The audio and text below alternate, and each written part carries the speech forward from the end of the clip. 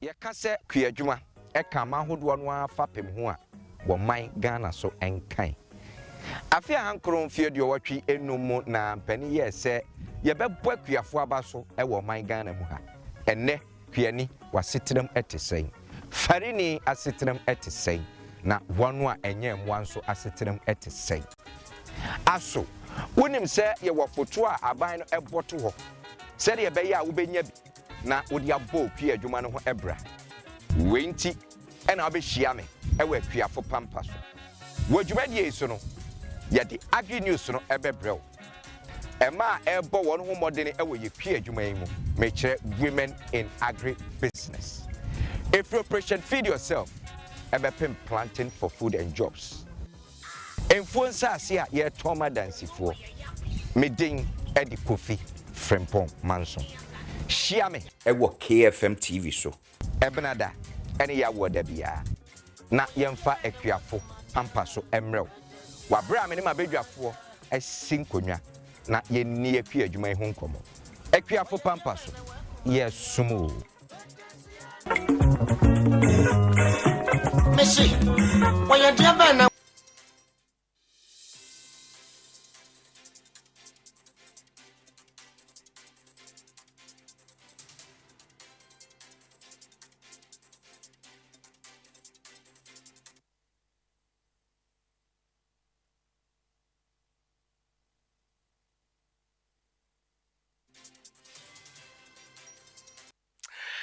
I was at Movanche and I am a senior some mamma quababium say Yasanya ba.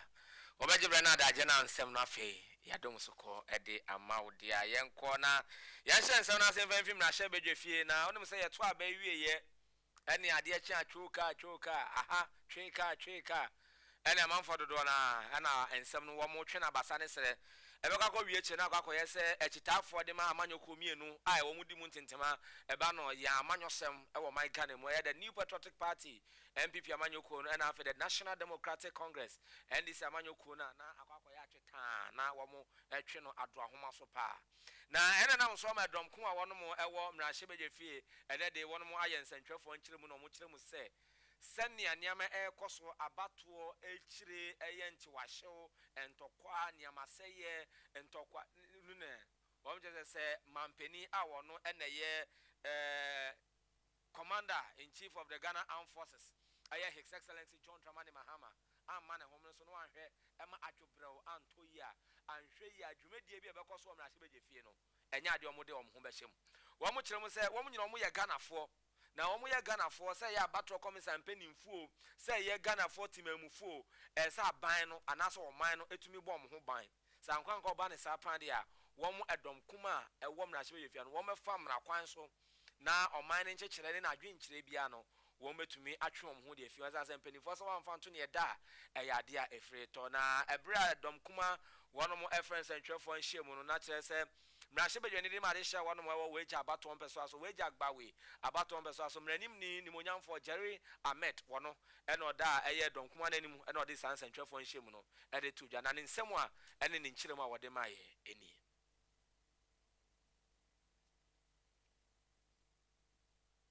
about the state of lawlessness in this country in the aftermath of the declaration of President John Dramani Mahama as president of our beloved country.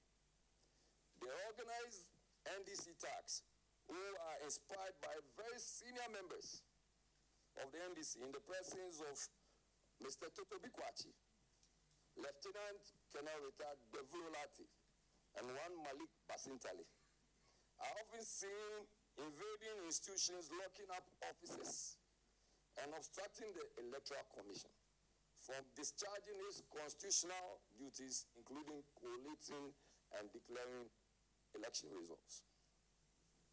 The latest is the violence unleashed on the EC officials and its properties by the NDC tax, led by its regional organizer and inspired by the aforementioned leaders or elders of the party who should know better. Clearly, the NDC knows that it has lost the Ablekumanot parliamentary elections and has therefore resorted to violence with the sole aim of preventing the Electoral Commission from declaring the MPP's candidate.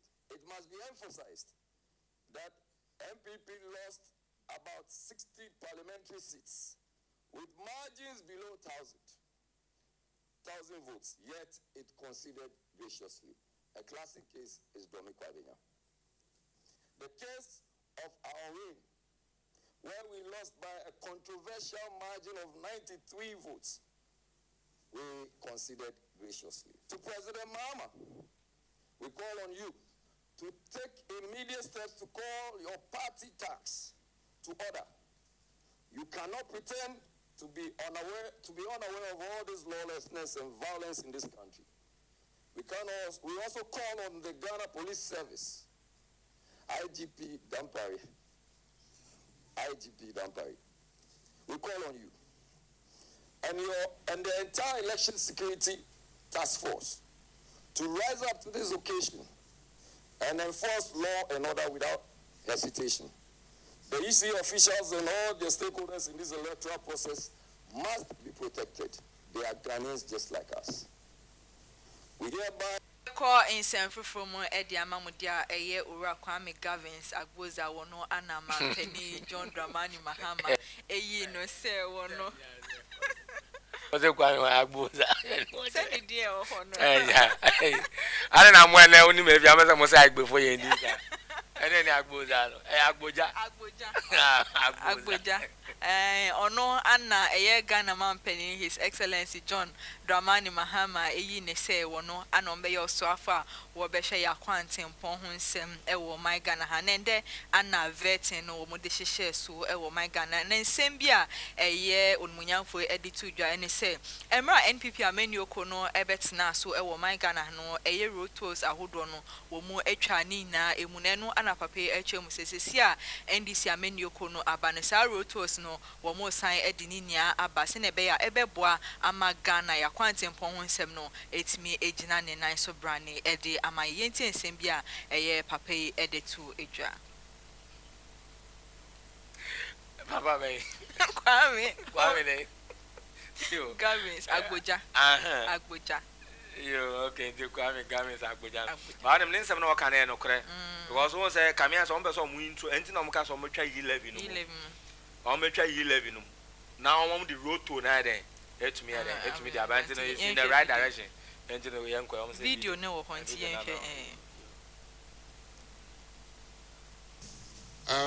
The issue of road toll is a matter that has attracted national attention. Our side has been consistent. I must take this opportunity to actually commend a former colleague in this house, Honorable Ediomi. Some time ago, when Honorable the former minister Inusa Fuseni was minister, the accrual to the road fund was just around 250 million annually. We sat down and found out that we could enhance that, which means more money will be made available. Honorable Ediomi was the ranking at that time. He worked with us, and we work with the finance minister. That is why you saw the road fund accruals increase in that year to 1.25 billion, and today it's over 2 billion. When the issue of the road toll started, our side, Honorable former minority leader, together with me and the former road minister, Honorable Makwata, decided to caution government that do not cancel or suspend road toll. Let's rather find ways of plugging the leakages in terms of the collection and enhance it.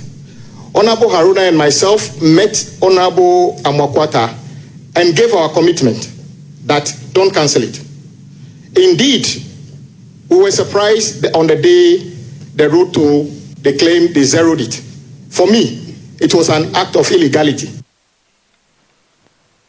Yankwe. Kwame Gavins Agboja. Nidinu me hu Agboja. But ene odi nkomo bebre. Because sometimes I na statistics na ya na hu here.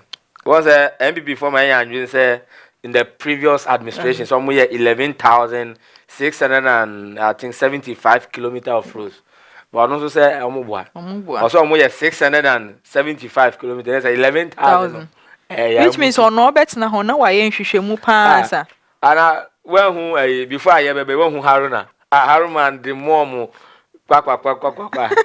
As NDC for you have the men. Ready. Yeah. But road to no mode ba no mo hwe no mo gani. First next can gun crofo krotokom. Ye hu ska no. Yeah, na ko ankra krokotoko. Mo mane mbra ba kotoko. Wa munyo bia ma na hwe so mo dem wa ha. Munye wad na me mbra so na. Ye nto ansem no so na Ghana Federation of Traditional Medicine Practitioners Association ye twa ntia kan say aye GAFTRAM. Wa mo na mo ka say.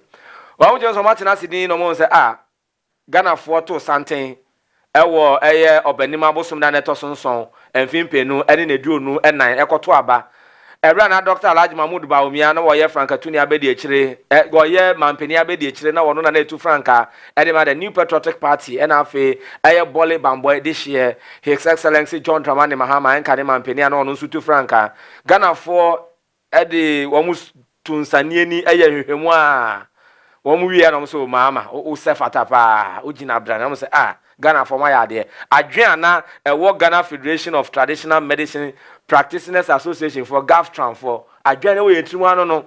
No, I'm just say, what much nasi don't say, Mampeni, and you said, no, our Ghana no son. A mobile, and you're not able to me a Ghana ye. And then they almost the more anything quansem, actual crata, and I'm one more president. I am Professor Samuel Ato Duncan, and I'm a general secretary. Or Konje a bibidro Nana Kwajo Obri. One natural crata, Yakoma, His Excellency John Dramani Mahama, and Abedi, Professor Nana Jane Opoku, Ajima, say, and could be to me. I call them some more GDP, say, or minor one more bebuno. One by Yama be to me, Akonkai. One most so trading Porto Bonso, Atocrafa, Yankopa, who are the Yansan issue, who say what the Bemon, send it to me, Abua, Ma Abeniana, one baba for my Ganano, one the Ghana bedum pen, so I be any Munyamshe, and in Cranche at the amount. In nature, no, I'm just say, Mampeni, a banner be draw yemwa at Danakumaso. Now what being so dear, when would you say, Yadi obey you more shipemu, Nemo no behe, na watch cha. Woman saw more ye from a draw and be drone ha drone, one so or mochefano, one bet to me, any be.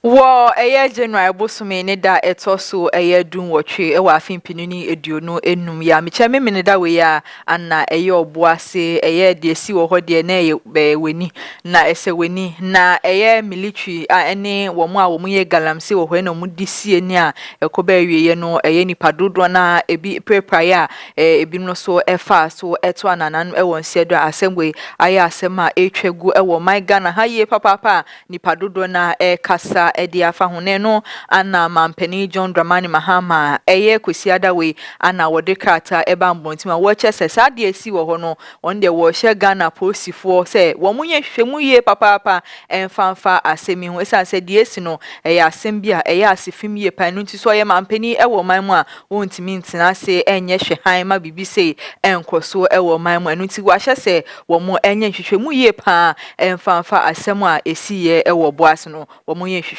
emfanfa ho I was saying, I can't send you American Castle KFM Casamphony, so Oshay on feel offices Nick on when you have a BBS said, I was saying, so do Casamphony no at the ato. I was showing my bell for 10 times video, so KFM TV, GH, YouTube, and after Facebook, said, I say, oh, messages via Argentina, and any other Cafa Cassiano, or the file WhatsApp, preference crowd to answer normal text message now, 0246239070, the buy, but I can kind of my young comrade, now young com administration block 1 and 2. Ebra baby a vet no air cost one na ebra Kwame governance agboja ebetena ase na enu akire onmonyamfo Haruna Idrisu nso betena ase na omo sha so mototo ma no na me nteme ho ase bi ekoso ewo ho na nanam so ema edom kuma ba no dani wo mrahye badwa fie ono ana ye mrahye badwa ni ede ma de hya wo no mo ewo efutu abato mbeso so won fimfim antemu onmonyamfo Alexander Afanyo Markins ene wo chemu se o da bi kamia se ne asu ni ban ne ye koso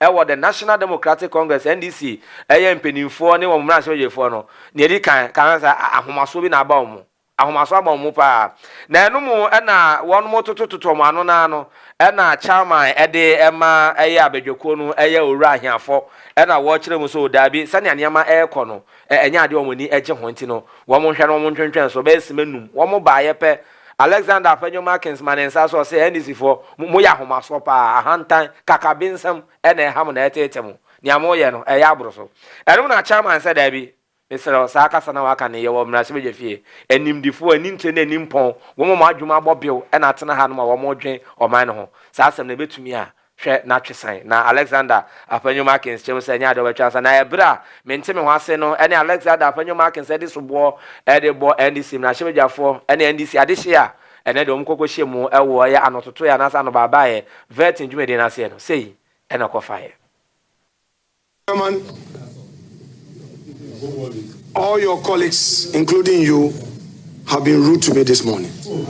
You have been very rude. You have been extremely rude. Chairman, we started, you courteously gave me the opportunity to give my opening remarks. In the process, Honorable Ayariga came in.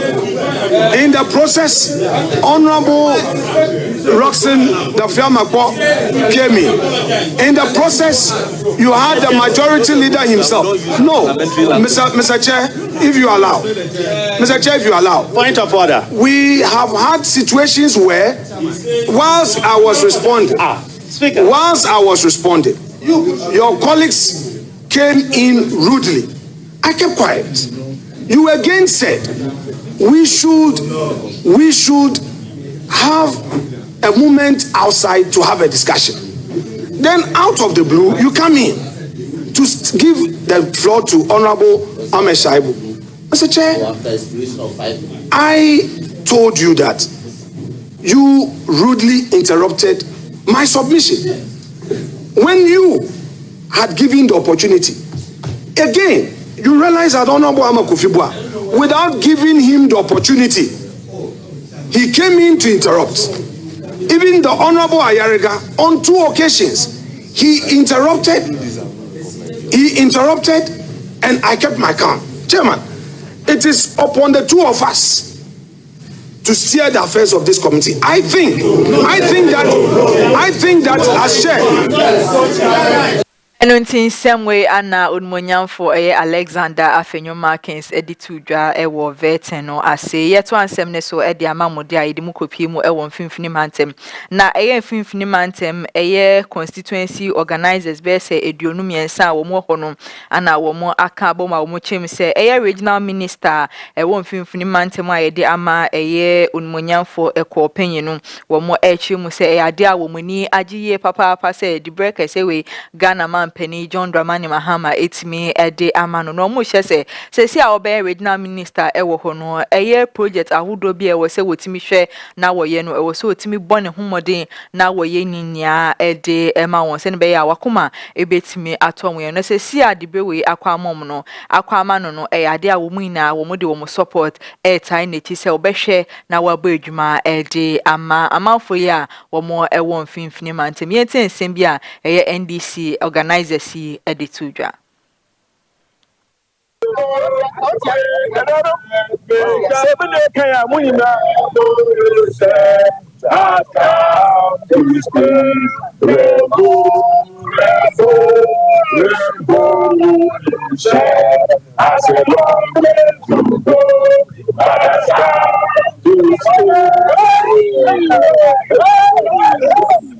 Appreciation of 22 constituency executive members in Central Region to His Excellency John Dramani Mahama for the appointment of Honorable Ekopein Edramwa as Central Regional Minister. Friends from the media, we, the 23 constituency executive members, organizers, our deputies, and the women organizers here in Garden wish through your medium to express our sincere gratitude to His Excellency John Dramani Mahama for appointing Honorable Eko Penyin Ediamwa to the position of Central Regional Minister. Honorable Eko Penyin Ediamwa has served the party at various levels. One, branch executive, constituency organizer, two-term MP for Gomoa West, and now currently the Central Regional Vice Chairman. As for the marshals, we feel honored and humbled by the trust the president have in the 7 executives. Enti weni nsema ode tuja na menowe kase ya no onumonyamfo anasa owura na sebedwani Eric Opoku no tie adwam sesi ya vet no na du no so no mabo ne din se yenuane ne yenkwa ho sem Ministry of Food and Agriculture Eric Opoku sesi ya meno kase ote ho wo mo toto na no a ene se ono so power wo tuja na nyame adoma wo chena wo mo so mo beko ni owura Ahmed Ibrahim so afọ mabo ne din se wo mehwe NKRUMAH ne mpuntuo ne ahensem ene ye nyame so local government chieftaincy and religious ochina wono na beko wone Agnes na momu late wono eno so ye gender children and social protection ena ne otwa to ochina no MAAME Elizabeth ofosu ejare trade agribusiness and industry na ese honsem no nyina no nti ebre ne do nyina ebre ekono na ye de nsonso aso nya no edba be somo ye be gina we so etwa ho to akwaje abo afro nkrato aba ye ba ye be to akase no so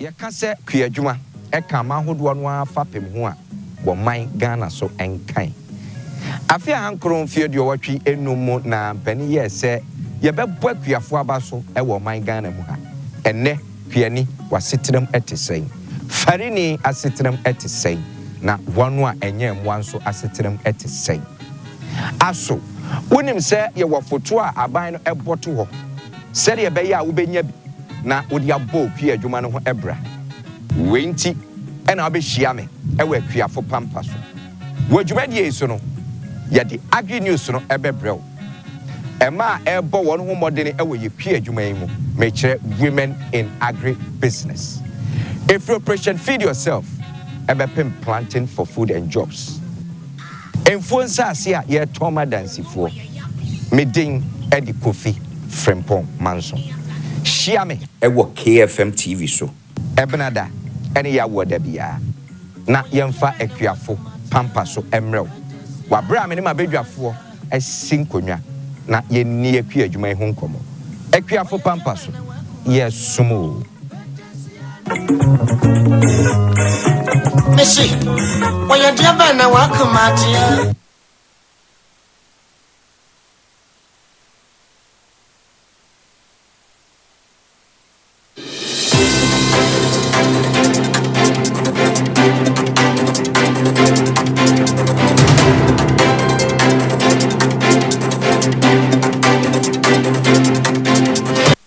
Ati na mase na yensa ma munyina kwa ba bi ma na nwume aka kase ne da so ti agya so a ya de ma mu ya da se wo de nkasa mfoni ne de ato anmo messages ne ba na e ba ho fa wo de ma ya 0246239070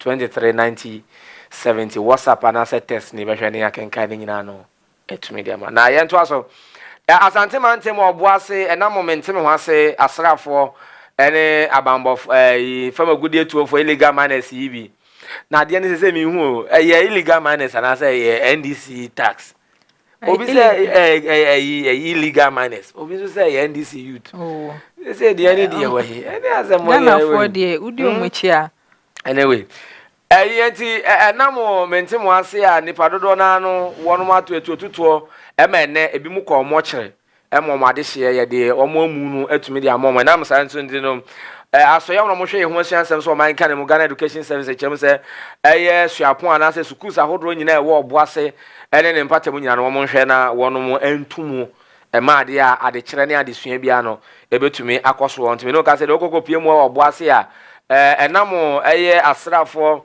ene womo mutu fuma gudi enfam na kwan so illegal galancers gala for no ntino ene nam so ma Ghana Education Service chem se enkola no ho bambo ene wo mo da achi ntino ade a won mo hwe na eso anase tabo bia no won mo mfanto schools ahodo adesua ne adekire bia wo oboase ne empate mu no won mo hwe na won mo emfa ento so ne nyina no ekokoba memeda ya ahemache enwumre be ye duba akom ho ene chem say illegal manners ye kokoto share asrafa no mo boban Anglo Gold Ashanti Asante Mantem say from ogudie no mo besese bi no mo de akọ wo mo betu ahom so ene na mo so ma etu tutuo na etu sane ba ya na je say timemufo mo okrum ho de amane boy ba ne chem say emu enwotwe de krenenene na wo ma to na na mo nse do a ara ho sane asefese wo mo apra enso na mu edo so ene na mo so Emma Dr. Frank Amwakohene opinion ya boni din so won ma me ya Asante Mantem so afọ minister designate edema Asante Mantem ene de wetumi akwaya sabia no akọ mo akọ bisa mo apomuden a won ma hwentimi no ka se de ahumesua ene adesua ewo oboase Asante Mantem de won ma hwe so mo tani nyina mu a entokopi musa adwobrɛw ebeba honom no ansa na adesua fo ebasan ko school se won mo ekosua akɔkyerade Yegusua ewo boase akwenhia emu ne no anna eyemrahye bedwane a owo boase west eyonmonyamfo kweku kwaten enso ede abetudwa wodin semwe eko ama Ghana posifa wochemu se sene Ghana mampani His Excellency John Dramani Mahama echemu se wo munye hwehwemu ye papa emfanfa asemwe huno saa ana ono so ejina ne nan so akase asemu a esiye ewo boase no wo chese aposifo enye hwehwemu emfanfa wo esanse mi na si na bibi sei ensi ewo hosa wonye bibia emfanfa ho enu nti wo hye Ghana posifo ene bambo adwumeko ni nia se sade we ya esiye ewo boase no wo mo nhwe na mo ye hwehwemu bia wo se wo mutimi ye fa ho no wo mo enye fanfa ho na emra no wo mo emfantu bebia ewo se eda na yantu aso na yada so gina sansem no mu ano coalition against galamseyers wo mo so mo declare ha e de aba abonten so wo mo convener Kenneth Ashigbe ene wo kire mu se wo besere se ni manim ya na mampeni ene bambo aso ye ni nyina no mo hwe na anamonto bi edimu na sefata bia no wo mo hwe na ni manim ya no wo mo enye wo mo ntena se e ma ne emma magye nsemu e ma ne emmeburu so ansa na Kenneth Ashigbe echen se fama gudi a wo mo atunu a emfam na kwan so e wo boase ne mpatem na ya de ha na etetie pa one maka ato ama ne mpenimfo so bepem ne enya ade mpenimfo ede boge ede yesoan enti o mesre se we abe wo munyina we so na anamonto ni ensiesie bia wonom ebeye no aban no ene mampeni no enhwe se ne betumi aboa ma perepere ye ene asundwe ebetumi abaso ewo boase Yekwa ensem ma we di arehosem ana yede bremu gya hyehye a ekoso ewo man Ghana ha encheye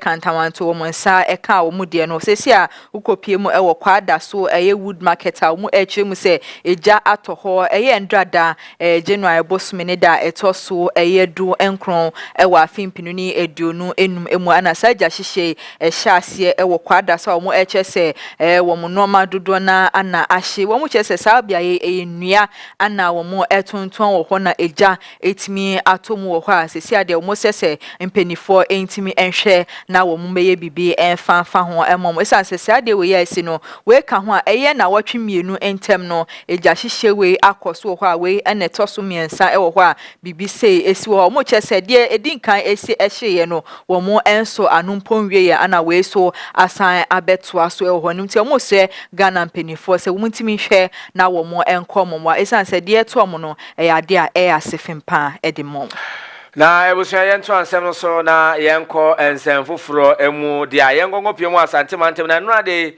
na akwasidai ede na mso ma mpenimfo anintre na animpon dodo na no ede omunimu nyamkota adwumedie na echi sede betumi aboa na bibia etumi akonkan na Ghana mampeni His Excellency John Dramani Mahama so ebo anan ekokopie mu hono ema enro a ekwasie okokopie mu ewo Ebenezer Miracle Center ya opambo asorifie ekokosom yema bietumi konkan na ebra His Excellency John Dramani Mahama bole bambo edihye ogina paso se wode na no December tudwa ewo dwumedie na ase no che se wo ba sewua abanya sabia no 250 bed na no wa Asante Mantem no sa dwumedie ade a Eurojet the essay for an on here. Now, Kawan Mushin say, Mampini, that I buy or trim in few or tray, another Kokufado Adogagado, Prima can promise Sacknation Calbery, no one known to me, no one know His Excellency, John Dramani Mama, children say, well, bow over here, celebrate me a bomber upon within some to me a fan and to a pefra, our mind can and it's to an Santimante Montino,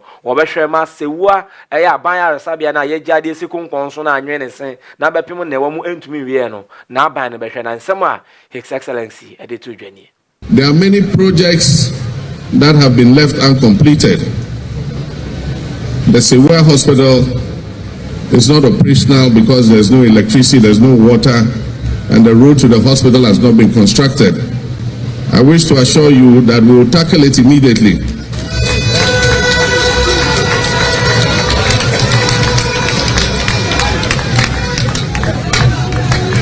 And make sure that we can open the doors of that hospital so that it will ease the pressure on Okomfo-Anokye.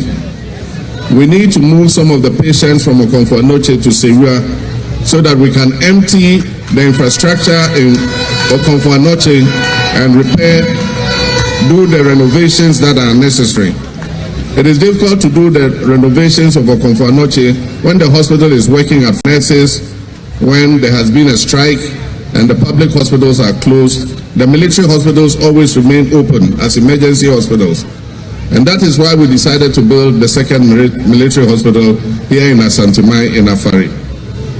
It was in an advanced stage of completion, but unfortunately, it has been abandoned, and for 8 years now, it has not been completed. I assure you, we're going to accelerate work on the second military hospital in Afari and open its some way Anna Ghana man penny His Excellency John Dramani Mahama editu dwa wochim se Sewa Hospital no wo behwe na we wie de amobibia enititu ene amafo ya wo mo ewo Asante Mantem na ye konsem fufuma eguso a ewo boase asem esi wo ho eye memni dawe enam sansem ne so amasesi ade eye esukufo a wo mo eko school ewo oboase no eye Ghana penifo atenase adwenhwen se esa sade we ya esi wo ho nte o se schools no wo mutimi etutum be se be 2 days bi enu nti se ade oboase eye schools e ho se eye private school se eye public school wo mo echem se wo mo atutum a wo mo behwe na asem esi wo ho no wo mo ediye atuye ansa sukufo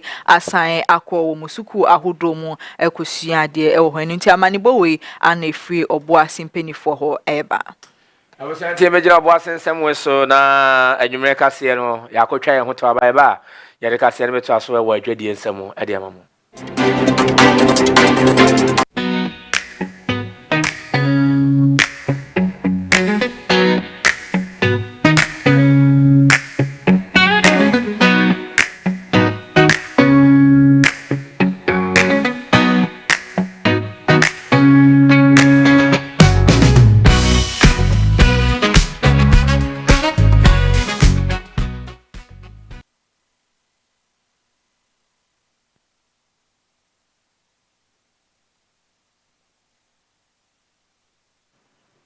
Bushama, Yenda Masena, Yansama Munina Quababium, yet 20 American Cassiano, so KFM, Cassanfoni, so.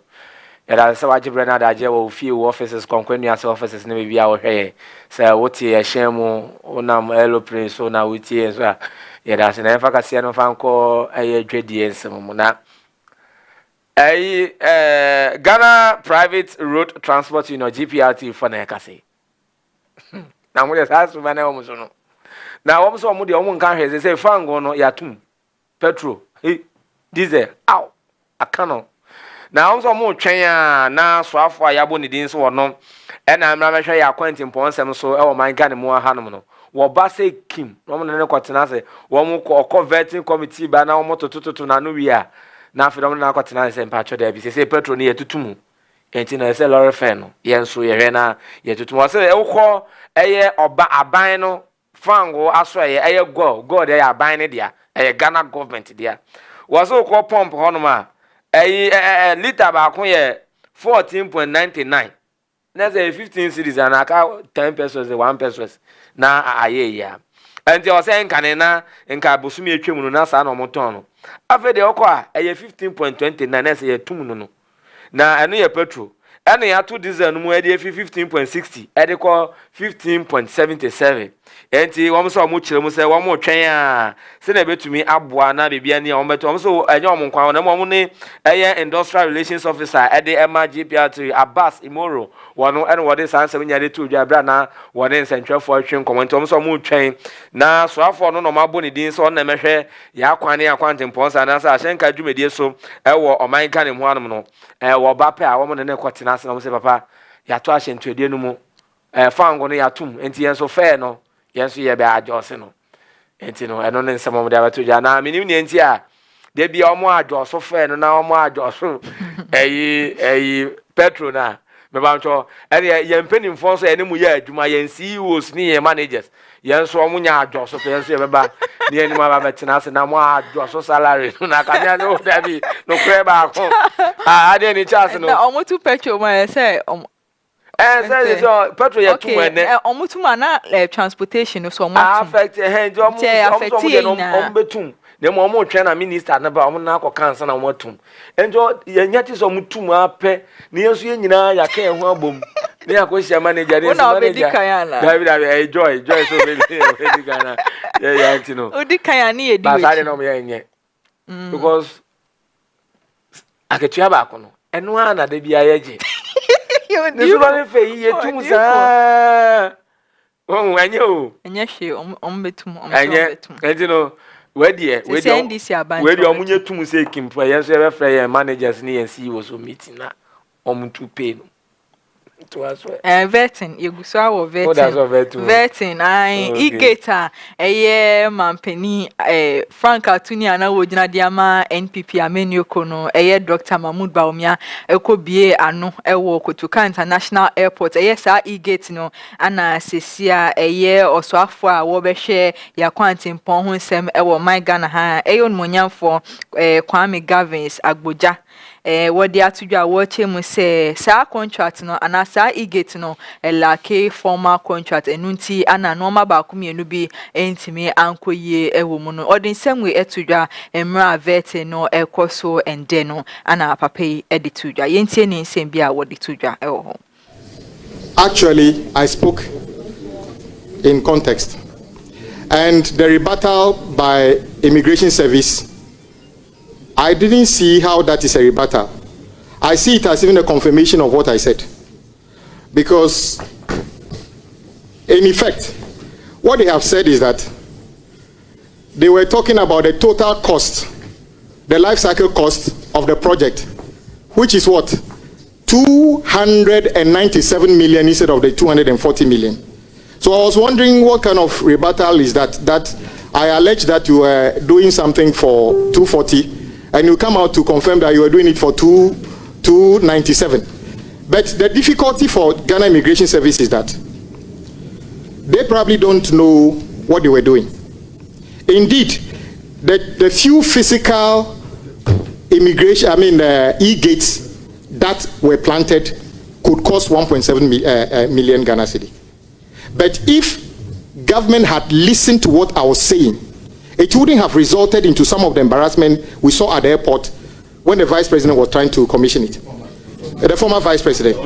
If I were to tell you today that there is not even any contract for the e-gate, there is no contract. So what the 1.7 million they were talking about, there is no contract. And they didn't know. I'm a ranking. I have information. This is a letter signed, this is a memo from the Ministry of Finance. When I started talking, do you know what they did? This memo is dated 19th March 2024. And what is the memo saying? Submission of final proposal on the development of a national border management system. Are you aware that this project is already being implemented by Ghana Civil Aviation Authority? And the e-gate was supposed to be done for free. Why are we even supposed to pay $1 for something that we are supposed to get for free? So when you see, when they started backtracking, do you know what they did? They now went and did this memo, and the memo title I've given you. And now they said, Honorable Kennedy Nyako and Honorable Yusuf, order. Let me read to you. They said contract value $147,765,627 million. Then they said contract duration 10 years, support and management fee 10%, support and maintenance fee 18%.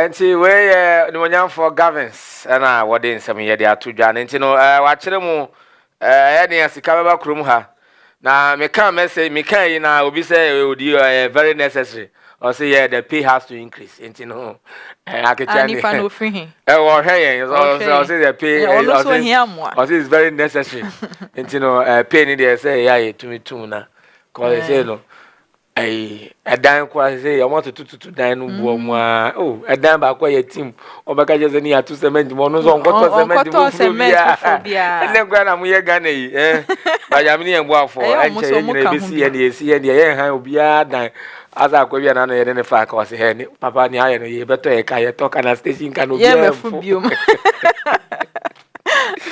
awu da de be jina we se twa hoto ye ko ba ye de kase no beto aso de ba mo wo anigedie nsam emu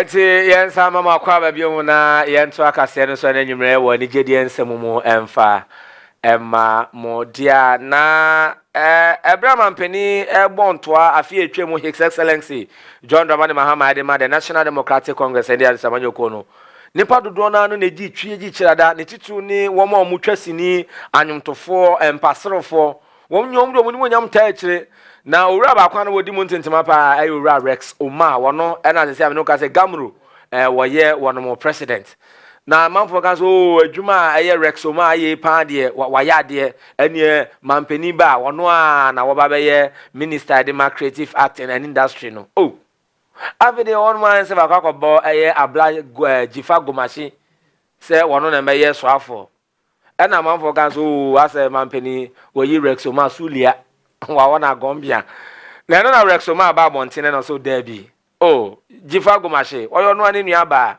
won odwuma no no so tiase woni mu entine he nimdie suahunu emwa bia ono hia bia no ono Rex Oma wa ye krado se wode beboa na asoye no ayeye wo se tikunkwa gina na praye won so oyi ba ko a nebu na ebu na mo na kambo ma nebu yebu na ntino wo nyom be krado so metai maame eye jifa gomashi akire se no behwe ma yensi ni twa ye nyum to ye mpasaro ene aferi oboade abode niama ni nyina no etumi afa ne ntuma paade fra nti we ni nsema Rex Oma ene nyia no a wode ma wo mo de sobo edebo no ye to ansem ne so ewe ni gedi ensemu de ademu kopie mu ewo Nigeria mine mu Nigerian singer Tiwa Savage enso na nsemu ana ne abefu ntentam fidie so wode nsem bi ebetu dwa wo chem se ukopie mu ewo Nigeria mine mu a wo mu music industry no Danger Sharks nkwa eno maji Nigeria wo music industry no aboso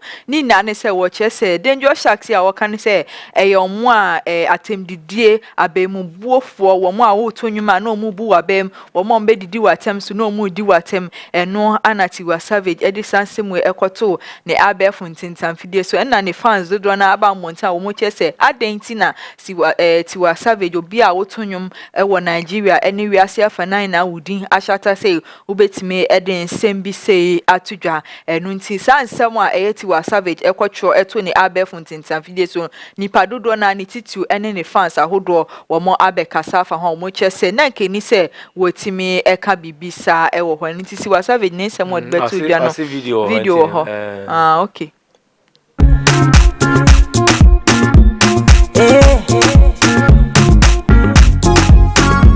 baby fresh on the beat and it's killing them all of us. It's killing them all of us. Make we scatter this place tonight.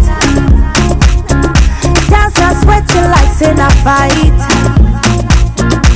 want to settle this thing tonight. Yeah. Come, let us catch some feelings for night. Yeah. And if you tell me, say make up bed. Where Tiwa Save.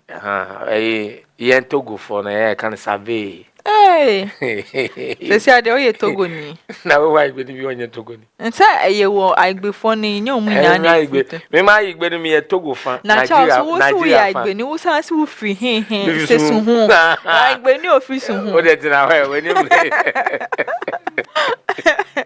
maybe a Nigeria fan, I Togo fan. Undu Kodiwa. Send your free a ye, I bid Togo. Baby, I been me feel if you want to rat a Kodiva. Until we need now free soon. You. Then you may Cassianesi say I daddy for Baba. I daddy for 8 pay. A boy, I daddy for and I said, I was 7 into 1 hour. 1 hour time. Okay. And there was a Cassianesi na a. Niedi makotin bi eni mampeni se oboase menti mo ase na ekoso wono no wo mo hwe na emra emfa ne tuma pemfra eye fifni mantem eye constituency organizers be se dumi eduonum yensa no wo mo abo eye owura eko abasuye papa se regional minister netimi akwama no so afa ya boni din so wono na mehwe ya kwante ponse so man ka ne mo hanu mo eyo no nyamfo kwame governance agboja wono chem se yi gate na na wo mo kokoye yi One hand cratemwa, any contract BM.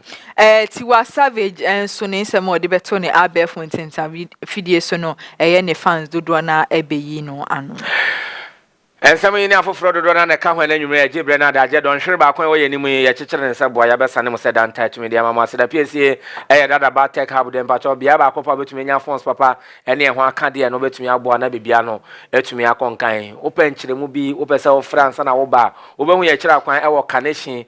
Takwa station, baby, on road buses and Honoma once a dan come bro sign, and no more any adding day and why a new creature Mansani and Rintia way, as until my yedi drive on Dada Batek Hub 0206016037 0206016037 Freya na yenu endi enkomo. KFM Musical Center and so is ope instrument abowa sorry na atwini padodo na abadia eho ana obetimi ediweni ache womo ewa kra zongolin eho na obetimi akwaji instruments papa talent microphone and some conscious kasembia de mpacho emane nya wadwendwen emane nkoye o ha ne amane tutu anamona bra epie mantem mfimfi mantem framantem nkra ha adabraka dance bar circle obehu talent microphone azumeko yada roma na wonmo so ya sen na ohwe ya ho fe ne osiesie yenim eye make ma bibetumi konka na beauty by Maya ntimato friend no WhatsApp no wedding birthday post video shoot there photo shoot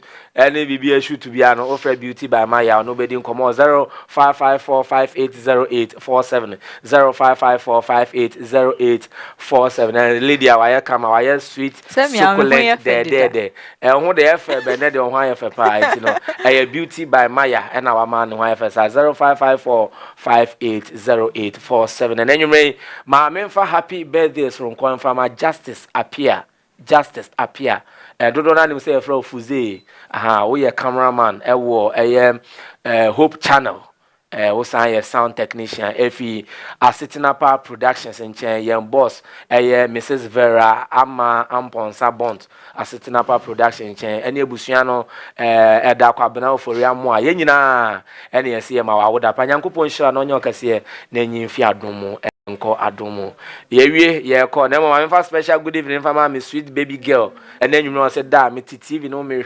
wa Michaela Opon baya nti o so was it one baby yes Eddie girl birthday dia when ya me so fa ne na mama me na na say foforo minim no Eddie o say Eddie we fi ya foforo Eddie Yesu ba trawadwen 2025 na Yesu trawadwen na Yesu ba the girl your friend say Anastasia yo and sweet beautiful porcupine Anastasia Anastasia what dey mo be hard you Anastasia yo Anastasia if you sugar porcupine enchen Edward enchen Anas sweet porcupine Edward say wo ma wodapa nyankopon ehira na me baby girl na nya ne nkwa na he TV no ne maame ma dede Joyce Ofori ko mu nyina no multi screens na echa wono mo hwe ebusua edi ameje so ya odiyifu ya Charles still ayigbe krache fia lengo 1 enenwumre minimini aba MAAME ESI NKRUMAH edamu ina se moje brehwe ni enti my emphasis dan fama Richard Strawberry yada so e ma ne yakọ say wogina camera na echi Elizabeth Afonso one also tie chire Emma baby atumi kwa Mrs. Amponsa in the making head of MCR Mr. Seth Mate head of graphics Ora Edward ni di ba ko na kan ne tete ana ajete you Edward ata you Edward ata enti I don't know sound Jerry ata you ata ni ata it sound Jerry ono na hwe Emma be to me konka directed by Abigail Boas ono na Jerry Motive all right it sound Jerry Motive ono na wa check here executive producer production team was led by Joylinda one na chese semi nyina eligo apon so akosua so etai chire eme nyina na edin sen executive producer na nwume no general manager Terry Debra one na wo boy ma bi etumi konkan programs manager Patrick one so wa hanomo. The show was directed by Abigail Boas. Yesi ya mamu nyina mo ni hwe ni tia ya gyen enya ado ye ko Adadevo Enoch Kofi ebetena se na otwe no de agode mu nsam e de abramo yakramo